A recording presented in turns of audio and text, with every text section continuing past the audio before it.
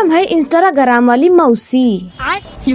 ता आज सुबेरे सुबेरे हमार दीदी टिकिया बनावत है। हम जो होते रहे कितना जल्दी बने तो मसक के हुरी गाइस। ससुरी आजकल हमार चोंडवा बहुत खजुआत बलागत ढील पड़ गए का मैं जान। हाँ दे हमरे भईवा के देखा रोटी सहित लेके बैठा बा। आज होत बा दिवाली सफाई और हमार दीदी बक्सवा के कुल कपड़वा निकाल दीहिन गाइस। ता तोहरो पचन के दिवाली सफाई हो गई। आरा मोरी माई हो दे स्किन केयर होता। नहीं सारुण के यहाँ कुछ तो गड़बड़ है। ससुरी बाप दादा का गत के मोह न धोए हुई सबुने से। ता ई हवाई हमरे भैया दोस्त और हमार भैया ऐसी पानी भरवाए के नहाए जाता है। हाँ दे एक दोस्त और रहा इन कैमरा में आए बात खुश होता है कि नाराज होता है आई डोंट नो। हाँ दे बंटू पूंछ हिला रहा है।